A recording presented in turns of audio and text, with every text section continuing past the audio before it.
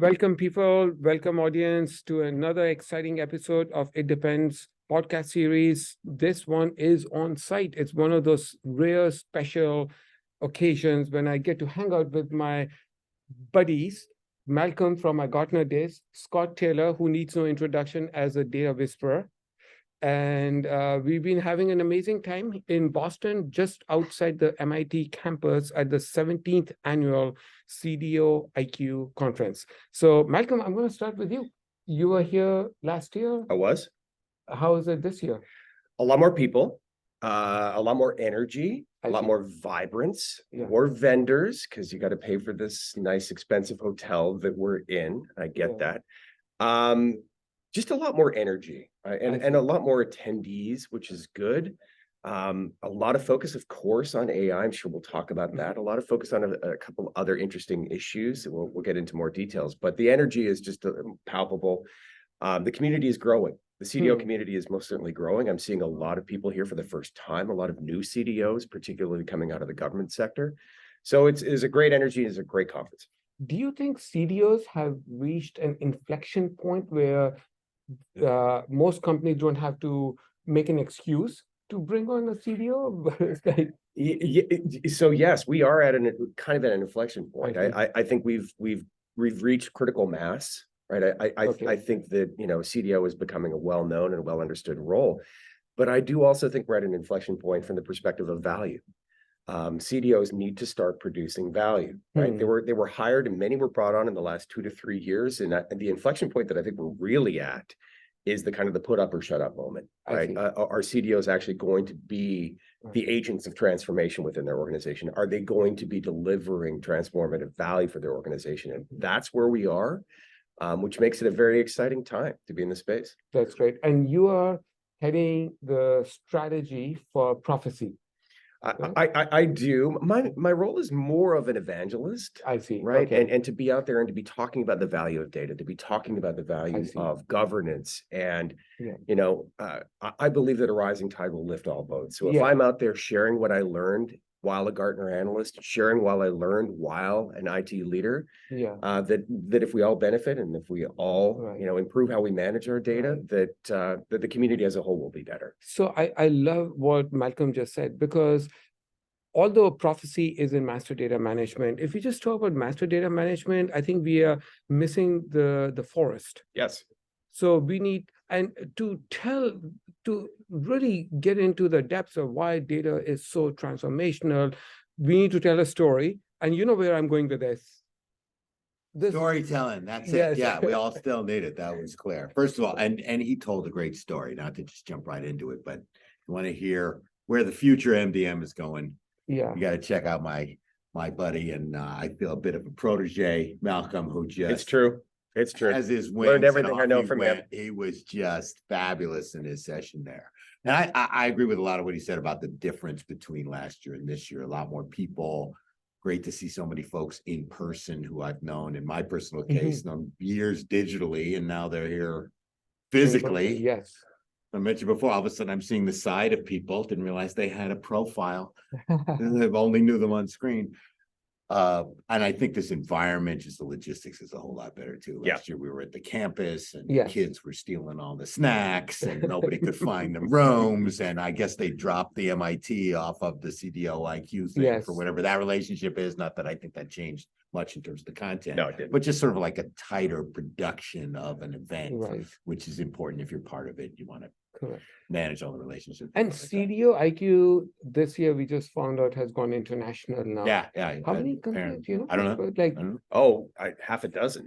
So they've got a European event in Switzerland. I see. They've got a Nordics event coming up with our friend Sammy, who's the conference chair in. I want to say it's happening in Helsinki. I see. I believe they've got an event in Taiwan. They've got an event in South Africa. Yes, in South Africa. So I mean, it's exploding. It's global. Wow. It's the data problems that they're dealing with are global, right? None of this is none of this has to do with geography. Yes, no, completely. Yes, and in fact, it's not nothing to do with geography, and also nothing to do with the size of the company.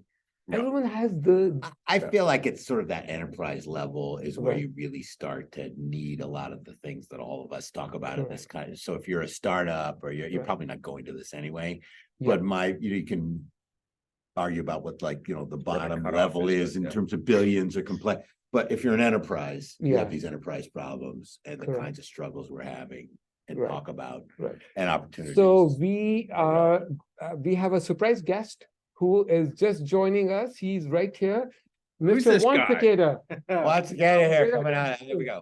How are you? Thank you. Yes. I crashed this Yeah. party last second. Yes. We so everyone is I hope running. nobody else is coming because I'm broken down the house. No one's coming. Really? Okay. One. At least I'm in white. I stand out a everyone- little bit. but, everyone you is know, trying my to max- stylist is gonna yeah. say, where is he? All right. The business we are in, all of us should be maximizing our potential. And all of you do that. One was actually in a session, I pulled you out because, we are trying to learn as much as we can. So one, we were just talking about how is this CDOIQ different? Last year, data.world. So by the way, one is the spokesperson, the face of data.world and the AI lab. That's it. Yes, at data.world. Last year, you guys had a booth.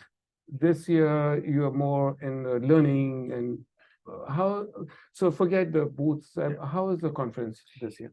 So last year was my first time, and what I really love about coming to this conference again is that it's a way to understand what's going through the minds of all these executives and leaders, right? So what's really keeping them up at night?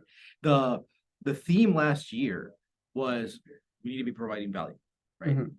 Kind of the obvious thing, but people are actually starting to have that conversation because hey, the CDOs are 2 years and blah blah blah. Right. Yeah. Now this year the theme Yeah. is we need to be a profit center. That's I have heard the word profit over and over again. And what I'm seeing is that like the top CDOs, literally the top 1, 2, 3 CDOs from they're the ones who are like it's revenue, and to the point that it's not about saving money, it's about making money. Now the second one is, compared to last year, it was data mesh, all over the place. Yeah. This year, I don't think there's any talk that has a title data mesh. No, Maybe I don't think one or so. two. I don't think No. so. Oh, there's one. All One. right. I think there's one. Okay. Yeah. One versus Everywhere. Yeah, but it was called Where's Data Mesh? But what we are hearing is data product all over the place. And I would argue that the term data product has now, let's say it's mainstream, but we were talking yesterday about we were. that it was that I think people are replacing the word data set with data product. And I caught it twice where somebody said, oh, and the data set, oh, sorry, I mean data product. So I feel that, what is just the right step, I think. But that's a dangerous global replace if you do that, because it's not always. That is true, right? Yeah, but at least it's people starting to thinking about it as the mindset of treating data as a product. It's like the first step, and then there's much more to go do. But 2-3 years ago, this wasn't this was not. This was not in the but there is a danger here, right? Because our business partners don't want more labels, more words, and they don't want these kind of pithy, words and labels just slapped onto things that haven't fundamentally changed, that haven't fundamentally provided value. So if slapping a data product label on something will help you think a different way, will help you implement more data product management as a discipline, management as a discipline. If that helps with that, then great. Right. If we start to think of things more through the lens of product management, fantastic. Yes. If we're just throwing out labels, our business partners will just like, okay, here we go again. Right. Yep. Right. So in my opinion, there is a business definition and a technical definition. So when people are confusing data set and data products, using it interchangeably, from a technical point of view, a data product is nothing different from what we've been doing. A data product could be some data artifact, a report, a dashboard, a materialized view. It could be an ML model. But what's different is a business aspect. You start with a business outcome. It's not an IT project anymore. And you apply product management principles and you have some sort of like a version control. It's a single contained unit. It's like a microservice to some extent, built using the same agile principles that we've used for software development. That to me, Yeah, and I is the think difference. it's what's at the center is what is the use case? Like this thing Yeah. exists for a reason for to reason. go solve. And it's as data as product management, you're like thinking about what is the future, what is Correct. what is the roadmap, how is this going to expand? It has a life cycle. Yes. And if it's not used, then there is a single point of contact. There's a data product owner whose job is to retire it. In the past, when we did data warehouses and these large data projects, we never retired anything. You know, the project team just disbanded and moved from one project to another project. But a product owner has a sense of ownership and accountability, which is the most important Do we thing. sunset this? Nobody's using this Correct. anymore. This Exactly. is about the versioning idea. I think you Yes. talked about Yeah. that in your session around just, and you've spoken about that before. So like a version of a product. Right, People get a sense of right. Yeah, how current this is. Yeah. for Data. I think we do have in many ways, we have the data mesh to thank for Yeah, for that's some, true. for some of For this bringing up the mesh, right, conversation. right, We're talking about this and- now because and- of it. Yeah. Absolutely. Now it's creating a little bit of confusion because a data product and a data mesh is a very specific thing, right? Correct. The governance is automated. The provisioning happens through some sort of data marketplace or a data management platform, right? Correct. There's a data contract yes. that outlines the That terms of define- use, right? yes, So that's exactly. what the data mesh calls a data product, and there's a data product owner, Yes. which could be an analog to a data product manager. Right. That's fine too. So I think we have to thank Jamak and the mesh Yes. for getting us into these Yeah, she's a conversations. great storyteller. Oh, So she one of told the that, best, right? yes. She owned that story, that narrative. Yeah, We were talking about kind of LLMs knock that debate off the front page of LinkedIn. Nobody's still screaming about like data mesh, data fabric, that's kind of gone. But she brought a lot of imagination to the the space in forefront, terms yeah. of her Yes. imagery and just watching that following, as a storyteller, I always admired the fact that she was owning the wrote- narrative yeah, and that, pissed off a lot of the analyst community who were like, It oh, well, did, as you know that story. But because she became part of the dialogue. Right. The way she spoke, it just naturally became Right. part of the conversation. And that's what a lot of people struggle to do. and the community that has been built around data mesh learning is phenomenal. Oh, yes, there are acolytes and they are Yeah. true Oh, believers. yeah, they are the meshies. Yeah. They're out Right. there fighting Right. that versus the Fabriconians. Still a struggle. Mesh somewhere. versus the Yeah, Fabriconian. yeah. You want to watch. This is why we have Scott. Yeah, that's what I am. Yes. But then they That's meet, what- right? And then there's like, then some become couples and they're like, oh, we should not be, people don't know that we should be together and so Yeah, forth, right? yeah. I don't know if there's any cross breeding between the meshes and the Fabriconians. I don't know, or integration, I It's guess like you that- would call it integration. Yes, in integration, yes. Remind you of the Yes. Neanderthals and the Yeah, Yeah. human sapiens. That's- yes, Yeah. the mixing, yes. Mixing, we have some DNA of Neanderthals. Yeah. So, The first part of 2001 where the ape discovers the bone, yeah, right, as a tool. right. It's like, there's a data product. Boom. Yeah.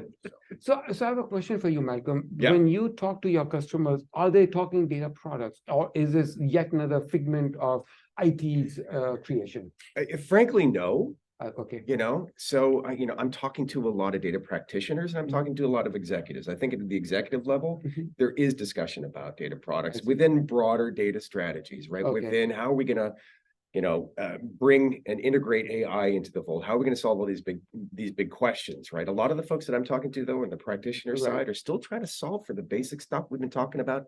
Yeah. Forever. Data quality. Right, data quality, master data Yeah. management, integration, ETL, Duplicates. right? All Yeah. of these things, right? Missing, yeah. Just so it's in my world is both. You can't just all run to the shiny object. You got to figure out how to solve for the stuff we've been working on a long time. But I'm glad the data product conversation is happening because I think I it see. needs to happen because I think honestly we need to become more customer driven, Correct. not data driven. And I know that's kind of heretical, Yeah. but the pithy slogan I've been saying is that that would be being data driven would be like Frito-Lay being corn driven, right? Like that. It's Yeah. it's ingredient So driven. We should be Frito-Lay, focused. They make yeah. Doritos, right? Correct. Right? Yeah. Focusing on kind of the ingredient instead of the output, the outcome. Yes. Yeah. And product management will bring that to Right. the fore, because that's how product managers think. Right. And I also think is just, you said outcome and output, we sometimes, the data folks and technical folks focus so much on the output Yeah, when we should be Thank you. thinking about the outcome, and right? there's a And that's the meaningful difference. difference here. And Yeah, then, That's a good one. and Yeah. going back to like the executives and stuff, like they're thinking about outcomes, and then you're Yeah. talking about what the data folks are thinking about the output of what they need Yeah. to go generate. And like, there's this big gap. At the end of the day, executives don't give a fuck about what's going on. They just want to make sure that we can go, oops, sorry. We can- Absolutely It's dead. okay. I wanna- It that does. blows us right off. Honest, no BS, right? I was like, Yeah. Can't monetize this now. No, but this is the thing. This goes into, this is what makes you a leader, right? Getting Yeah. it from the thinking out, not just the outputs, think about the outcomes. And I think Yeah. the data products makes you focus on the outcomes. I have a question for you. One, we've talked about data products, and if I'm not mistaken, you weren't a big believer earlier on in a couple of months. Oh, I've always thought that it just brings a conversation to about business. Right. And- And the reason why I remember this conversation is because I believe data catalogs have a role to play in the data product space. How else are we going to discover it? And that's not something like, has your thinking evolved, or do you see data catalog as a discovery mechanism? I think data catalogs, in now we're talking data marketplaces. Yeah, It's the exactly. same thing for at the end of the day. Right. It's Yeah. if you think about it from a product technology vendor perspective, it should just be like two lenses, right? I put the lens on, and then I am the technical person who's looking for the technical data, who I need to go do the lineage and deal with the that's up. And then you put the lens of the consumer, which I want to have the shopping experience, and that's it. I mean, Yeah. those are both catalogs. One, to understand who the personas are, and I completely agree. so this is, I mean, we're finally having that conversation to Yes. say, oh, I'm actually going to put something in my catalog, which is Yeah. something very beautiful, enjoyable, Right. delightful, where I'm going to keep track of the usage of I mean, product. I'm going to Yeah. spend all this time, and then nobody uses it. Yeah. Like, I mean, the data, the technical side, Yeah. those even care about the users, but now they do need to start caring about the users. And I think that's the shift. It ties again to just business. Who's using this? Why does it exist? Right. Um, And master data is a stepping stone to all of this. Like you master your data, you build the data product, and you have it be discovered and shared through a marketplace or a Sure. catalog or whatever you want to call it. Master data, big ingredient. This whole conceit starts to work really well. If you think about products, marketplaces, Yeah. shelving, placement, Right. usage, the whole analogy, metaphorical Yeah. set from tangible products, Correct. packaged goods, Right. even product management, all that I think helps communicate to that audience that we're all trying to engage with, which Right. are the business folks So- who just don't know all the technical Correct. stuff. Yeah. So now changing the gears here, generative AI is one of the reasons why data mesh got knocked out. Yeah, right. It's Yeah. just like a bigger story. Yeah.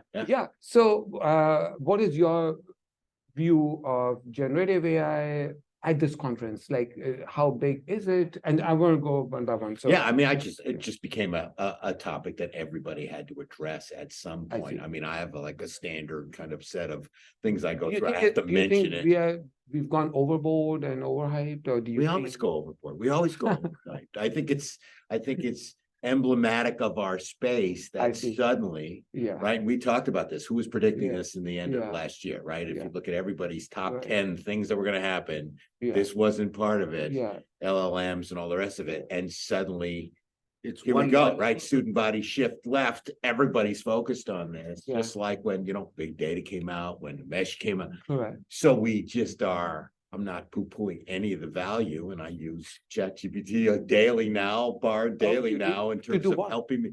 It's like I hired a butler. junior I assistant see. to brainstorm with. Okay. Seriously. So That's from the yes, creative yeah. side, That's a way to look it's at like, it. Yeah. all right, I wrote this, Yeah. make that, clean this up. Right. Here's a I bunch of notes. Can you turn this into a paragraph? I got to do an Right. intro, make it shorter, do that. It's awesome at that. And Yeah. that just basic stuff. I don't do any coding, but a lot of coders go, wow, it's just Right. so it's clearly real and there's value and everybody knows about it, right? So it's on the news, it's on the consumer side. But if you just think about how as a community, Yeah. yet again, So, the little lure yeah. jumped in with the shiny thing. We're all like, oh, we all got to do that. Yeah. It's just, But we do. We, But that's the thing. We Is do it- need to do this. Yes. If you are not using LLMs or GPT, whatever, you are going to be in the back and be a loser, period. People, if you need to be using this, get ahead. Without a doubt, but the way that I look at it, like the use, that's a great use case, but that's like the early days of the internet. when yeah, we were and typing I'm not, IP I'm not, addresses. I'm using it for, Like, as a single yeah. practitioner, just writing stuff and looking for ideas and trying to, Yeah. People are something concerned done. about hallucinations and they're concerned about governance of AI and ethical AI, all these things. We are so early in this game, right? Like it's like the early days of the internet. And the example I was giving, like typing an IP address in Yeah. before there was like domain names even. That's where we are. You asked if it's overhyped. I think it's actually underhyped. Oh my God. Wow. We need to be Okay. talking more about the transformational impacts of these technologies, right? Right. You live in and are knowledgeable and expert in data observability, right? We've just been talking about product management and product lifecycle, right? Being able to go all the way to an outcome, from an output to an outcome, Right. right? In the future, maybe it happens in a catalog, maybe it happens in some other data management platform. I don't know. You'd be able to follow data all the way through to when it actually delivers value. Right. When the good was shipped, when the revenue was recognized, when the customer was satisfied, right? You'll be able to tie all of that data back because we'll have all this metadata and we'll have AI and we'll have knowledge graphs, we'll have all these things will be able to show us how that data was actually connected to supporting some value. We'll be able to see that. We'll be able to automate data quality. We'll apply some of these data observability concepts onto business processes, onto workflows.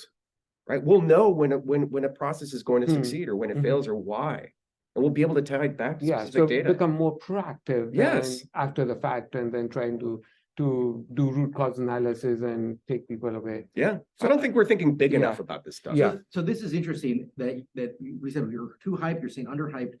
I think we can make an argument that we're. Let me go make an argument and say it's kind of both. So I think so I think typical shiny object. Everybody's talking about this, but here at this conference. And actually, when we're talking with executives, I think everybody's being very cautious. Oh, right? yes. This is, and I think it's because they don't want to be, they've already gone through pains before of getting overhyped with with big data and NoSQL, all that stuff, right? And they're like, well, I can't let that happen again with this. So let me be very cautious. And so when they talk about it, they're very calm about it. But this is my impression.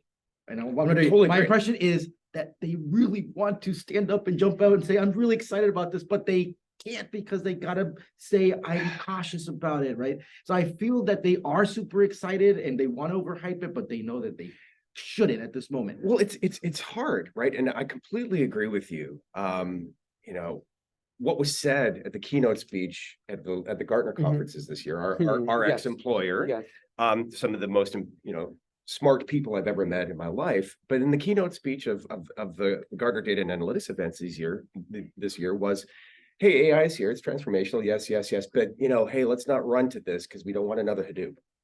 Yeah. But meanwhile, there are high school kids that are using ChatGPT to do their homework. Yes. The use cases here are real. This is not this, can I go find a use case and can I go find the value? The value is already here. Scott just explained it. Yeah. So I have a question on that. The value is there in the sense that you look at GitHub's results, the CoPilot now is writing more than 50% of the code. So that's amazing. But the question I have though is, how much of that code is being reworked? Like, because that's what I want to know. Like, so it's written the code for me. I can tell you that we at Data.World early on, we did there was an experiment that was done. They did a team who did have it. Did have it. We just saw 40% productivity. So now it's almost kind of a mandate that you have to have CoPilot on to go do it because it's like it is amazing how it helps you generates code. And then what we're seeing more experiments is you say not just help me write what's coming up next to the code, but literally analyze this code that I have. How can I improve it? Like if you're not using CoPilot, GitHub CoPilot, you're being dumb. All of our developers use You had a great comment in your session about just the term CoPilot. Just sort of laying that up. Yes, please. Yes. Well, it was your words. Yeah, your observation. But you are the storyteller. But about how it's not the pilot. It's a co-pilot on purpose, and it's never going to be the pilot. You've Right. still At got to least pilot not that thing. right So, now. and I look at Yeah. it, it's like when I use Yeah. it for creative Yeah. content or to Yeah. help me, it's not writing my stuff. Right. It's like cleaning it up or giving me another thought or putting a bit of Yeah. context or bringing in some inputs that I didn't realize were there. But I thought that point was really well made in your session around Yeah. it's the co-pilot. It's a co-pilot. and so It's the not point, in charge. Yeah, the point I was trying to make was that don't go running out the door as it hallucinated and it's this, it's that. It's your personal assistant who has memorized all of the internet, and you can ask it questions, and it's so in my mind, the way I look at it is that you get immense knowledge from LLMs, but you get wisdom from the humans. And there's a big difference. Well, and I think that the jump there is, we're talking about generalized AI, right? Right. And novel thought and novel thinking and novel problem solving, and that we're not there yet, but we are going to be there. Right. And I would actually challenge the notion that the AI won't become the pilot. I think it will for some use cases. Actually, for things that are highly repetitive and Yeah. rote, and you need to log in process. Right. So Bob Muglia wrote about the datapreneurs. And so what Bob Muglia is saying is that he never expected to see AGI in his lifetime, but now he thinks it's 10 years away. He'll see it. Well, it's funny. I like to watch Lex Friedman, and I like to watch It Depends, of course. But when Lex Friedman had Sam Altman and talking about this very issue of generalized AI, right? When the AI becomes, let's say, sentient, whatever that means, Sam Altman actually said, "Would we know if it did? Oh, Would we wow. know if it actually did or if it didn't?" Right? And because if it did, it may actually do some things to hide that or to protect Right. that. Right. Right. If it perceived us as a threat, all of this crazy kind of like just off the wall stuff. But It's like- anyway, I don't think we will always be the Mm. pilot for some use cases. For some things, we can let the machines take over, right? Where they're highly repetitive, lower value tasks. In the marketing world, for example, when we look at data, does the quality always need to be perfect? No, of course it doesn't. For some use cases, the quality may be lower. Maybe there's some inaccuracies, or maybe even some level of hallucination is okay, or at least tolerable. Yeah. But for other use cases, no, right? And we live in that world today. That's the world of master data, right? Sometimes the data can be this, and another time it can be something else, and they can Correct. both be right, and it's all right. So you got me thinking here about something where it is a pilot, and I agree with you. I can imagine right now, for example, well, you should have said you don't listen to my podcast. Of course, I was a guest on your podcast. Well, so Catalogs and Cocktails, and the Honest No BS podcast. Great stuff. So here's the thing. I can, and this is what I'm going to go test right now, is fully automate, be the pilot of taking podcasts and automatically generate segments about that stuff. You figure out what it is and just push it out. I don't do anything. Like, I can imagine that something we can probably do this week. Yeah. And that would be fully pilot. So yeah, I think. But then I'd have seven, I'd have 7 fingers on each hand. But well, no, but the thing is it going to get the perfect clip for something? Probably not. No, Maybe kind no. of, but does it matter? I don't know. Maybe it gets out because people are just going to pay attention to the first 5 seconds anyways, right? So Yeah. it's good. So I like this. That's fun. So many questions. So and one of the questions is job losses. It's Yeah. like, it used to be we automated the hell out of the rest of the world, but now the chickens come to roost, and now our jobs are getting automated. So Scott, any thoughts on that? I think when you look at the creative space, there's a strike now, writer's strike. Yes, correct. Because they're Yep. concerned. And screen actors, yeah, Do we need 10 people in the writer's room, or do you need 2 in a good computer right. on some of this stuff? And I think Right. that's a real threat around that, the Right. creative aspects, and then clearly a lot of this rote stuff. Yeah. But it's been happening anyway, right? So Yeah. technology is supposed to replace these things. Yeah, I mean, it's if always a threat, right? So Mhm. there's always some kind of concern. I mean, if history is a guide, right, all of these disruptive technologies can end up in the end Mhm. creating more opportunities, This right? But I think the challenge is the speed, right? Like when we introduced the cotton gin or the printing press or any of these other disruptive things, there was time to retrain people or re-educate people or to pivot away to Mm. higher value jobs. And now I think it's the timing is the This is a problem. very excellent observation. It's I the agree. timing, how fast things are happening. Yeah. And how do you retrain an is- entire population in a year? You Okay. don't. In fact, when ChatGPT came out, 30th of November 2022, just a few months ago, it took 2 months and we had 100 million users. Right. And we were like, wow, this is unprecedented. And then Facebook Meta just released Threads, and in 5 days, they had 100 million users. This is like, They were starting with, when the user is defined, as much as around that particular story, when the user is defined as like, just add this to Yeah. your profile, The context is important. Yeah. Yeah. Still, the raw numbers are there, but there's a little bit of tempering around that is true. But still, Yeah. I mean, the point Yeah. is, I think the bigger point is, yes, adoption curves Yeah. are going to be much shorter, much faster. A lot more people will jump on things a lot quicker.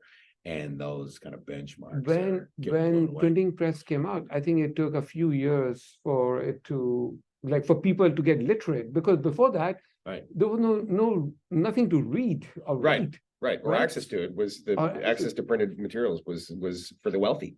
Somebody had to Yeah. literally. Right. Right. But the thing that I read was, once printing press became sort of mainstream, it's when Calvin could write his manifesto and stick it on a church door. Yep. And it started the whole Protestant movement. Right. So that was a massively Reformation transformation, Yep. that one printing press did.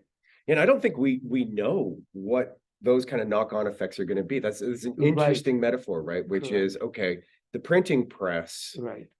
allowed new religions to be born, or it allowed all these other things. It allowed people who were, less wealthy now to be educated and to have access to information that they didn't have before. I don't think we even know yet what the knock-on effects of AI are going to be.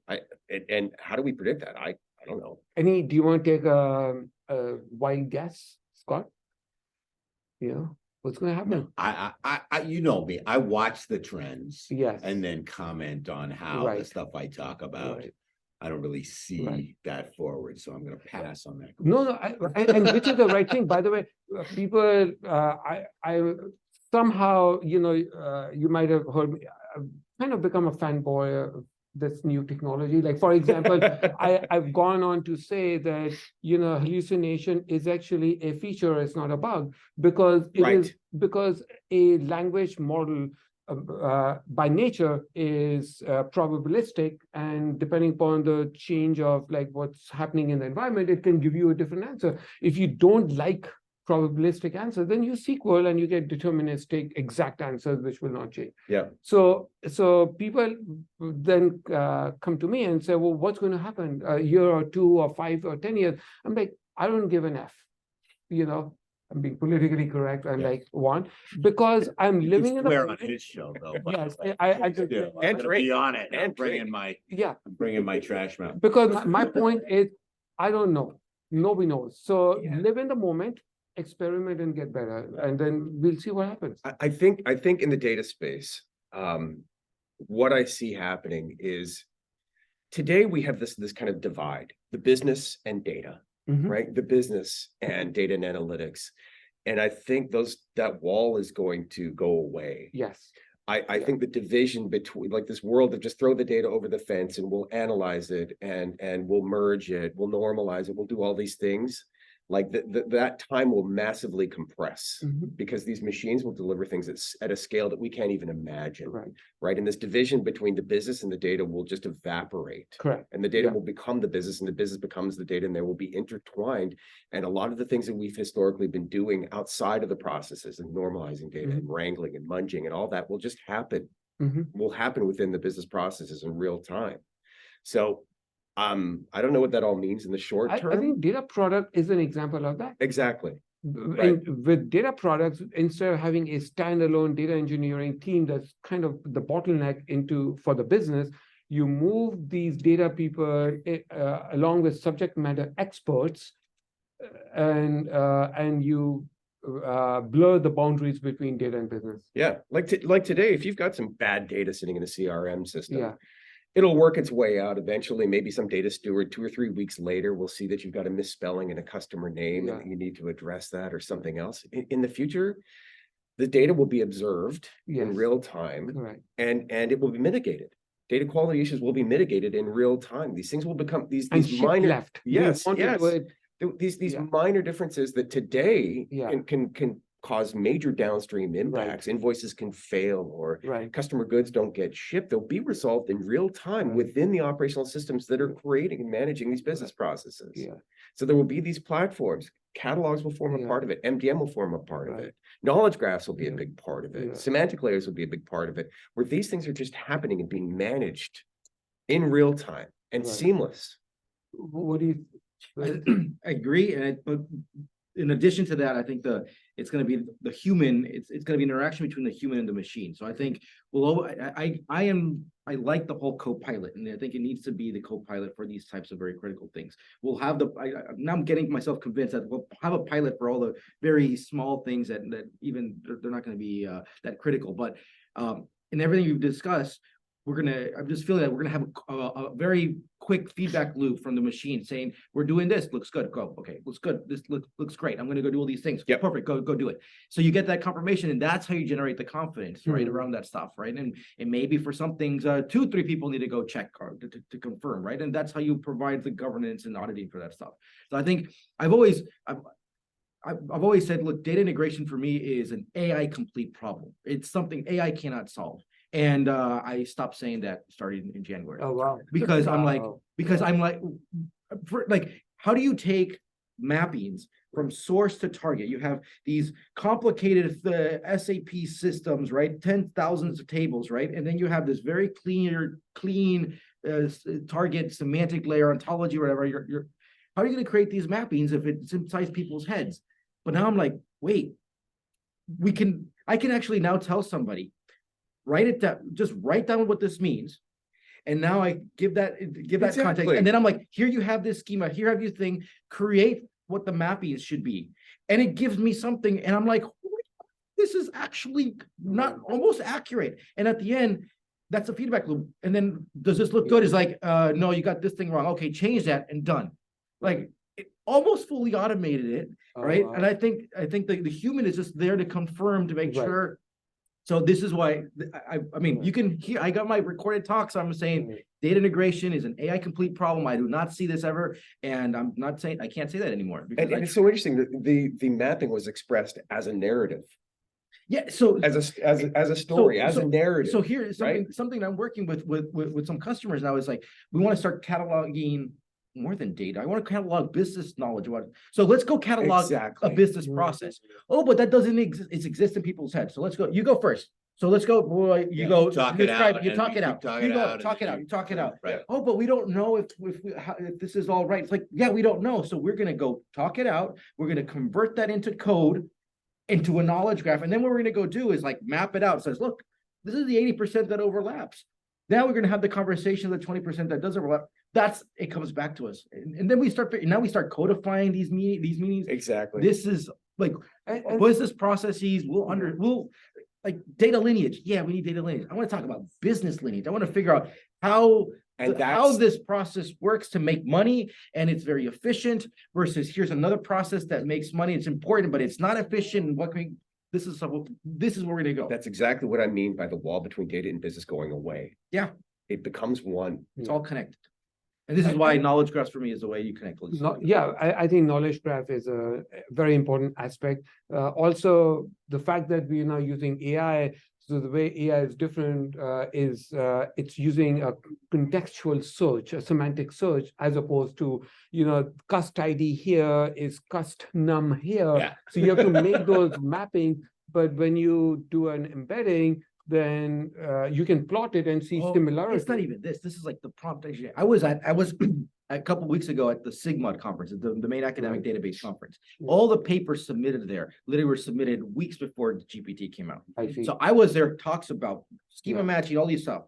And they're giving these examples where they've training data, all these things. And I'm like, in the middle of the talk, I take their example and I put it in as a prompt in ChatGPT. Yeah. And it gives me the correct result. I'm like, oh, wow. I did it in 2 seconds while listening to you, and you Yeah. spend a whole years doing all this research like that. It's like this stuff just blew my Wow. mind. We have a bigger fanboy we've just discovered than me. But this is great. By the way, I talked to an oil and gas company CDO, and she was saying that they're taking these old images of oil wells, pipelines, and using LLMs to generate high resolution pictures so they can then do some intelligence. The hallucination there is actually the feature that you needed, so we can. Yeah, actually, you wanted to. I'm sure she believes data's the new oil. That's the only context that I allow that to be used. Yeah. If you're actually an oil. Correct. So we Anyway. are going to wrap it up because we have a session. What We do. session are you going to? I'm gonna go see one of my icons there, Doug Laney, talk about the value of data. Nobody does it better than him. So I'm, talk about. And he fanboy. wants to actually do some chat GPT if he's allowed to do it in a session. Oh, he actually. does? Yeah, he's Oh, cool. All right, we he's, can write it down. he's asked go. for that live. He Oh, wants to do okay. it. So with that, thank you everyone. You've been an amazing audience as always, and we are going to end here. See you all. Cheers. Bye. Cheers.